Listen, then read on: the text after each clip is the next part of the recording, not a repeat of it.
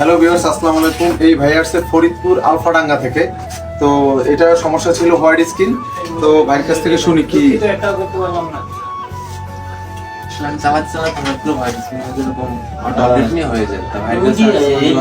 আসলে কি 10 মিনিটের ভিতরে আলহামদুলিল্লাহ আমার কাজ সম্পন্ন হয়ে গেছে।